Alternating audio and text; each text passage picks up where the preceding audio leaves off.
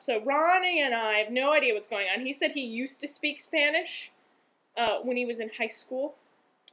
He was in his mid to late 40s at this point in time and could pick up a couple words, a couple more than me. So everyone's introducing themselves to the groups that they're discussing in, I guess. They finish, and I guess this woman next to us was supposed to be translating for us, but we didn't know that. So the fedora guy comes over and he's like, "Oh, what did you guys discuss?" And we said something, and he goes, "Oh, well, this woman can help you." And her name is Raquel, and she was kind of shocked that she had to help translate. I guess she's part of the road organization. So she sat between Ron and I and started translating every single thing they were saying. It was basically, I mean, I was involved in student council a lot in junior high and high school, and basically this meeting had nothing to do with tenants or housing. Nothing.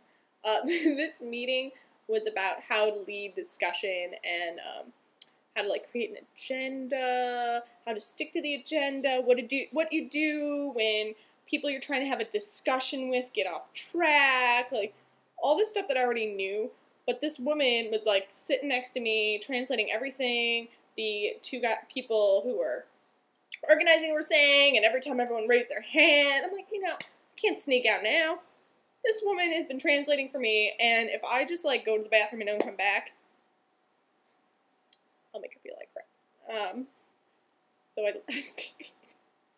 And we ended up doing this role-playing thing where one person had to pretend to lead a discussion about housing. Pretend about housing. So that's about as close as we got to the topic that I came there to discuss. And everyone else picked out a little slip with like a scenario, like our character. And my first character was the person who interrupts, and I understood that in Spanish. I could understand the words on the paper. So this guy's trying to lead a discussion on housing, and I start like screaming about rats all the time. And this woman next to me is translating into Spanish about my giant rats and how they should be paying rent. They're so big, and then we switched, and somebody else was the discussion leader, and we all switched roles. And then I was the person who had nothing else to talk about except for housing. So I started talking about all these housing issues in Brooklyn and blah, blah, blah. And everyone's getting really loud. There's at this point in time, there's at least 30 people. People started trickling in after the meeting started. And Ron had disclosed to me that the meetings usually last till 8:30 or later, which was not cool. The meetings in our building last 30 minutes. I was not expecting to spend 2 hours talking about, well, what I thought was going to be tenant stuff. Ended up not being. So we did this whole role play thing, and then everyone claps afterwards, and we all move back into our big circle. Everyone claps some more, and then my translator decided to like take a break and went outside. So Ron and I were just sitting there for a while, enjoying the Spanish, the sound of the language, without understanding what the cute guy and the other woman were talking about. Next thing I know, they look at me and they're like, "Oh, let's have all the new people stand up." Like, great. So Raquel's like, "Oh, they want the new people to stand up, for you to say your name and who invited you." I was like, "Well, this is gonna be exciting." Stand up. Like, "My name is Mimi. And John, the attorney, introduced me." So they translated, and they're like, "Oh, yay, Mimi, you're there." And then the woman next to me, the one who had the two screaming children when I first came in, she was the other new person. She stands up, and even I could understand the Spanish. It's like, "This is my name, and they found me in the park.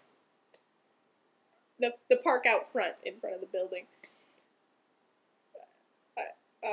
I can't tell you how many times during this entire scenario that I almost died laughing. Or started to laugh at really inappropriate moments because I had no idea what was going on. So we introduce ourselves. They start like talking about all these other activities that are going on with the organization. They're going to be protesting the mold that caused asthma this next week in Brooklyn or Manhattan during the day. So I can't exactly go. they're having a meeting for another meeting this weekend. I'm not sure what the other meeting was, and Raquel wasn't really descriptive, but then again, I didn't ask many questions.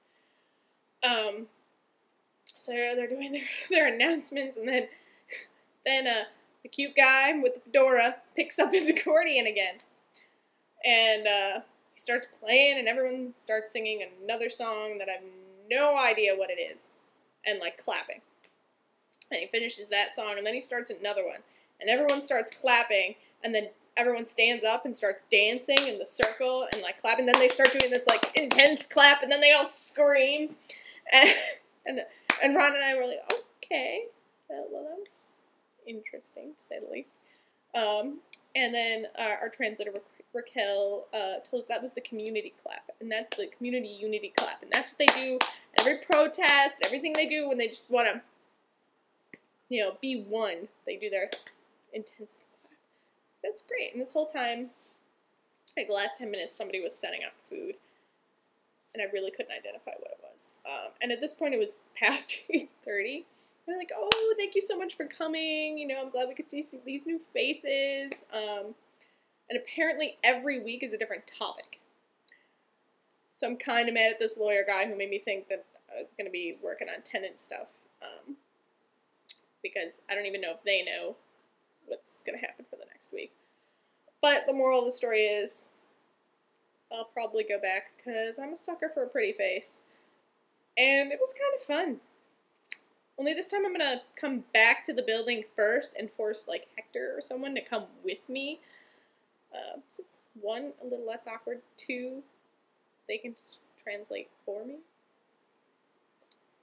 Yeah. So that's one of my many funny stories about living in Bushwick, Brooklyn. You can't say that I don't live in a diverse neighborhood.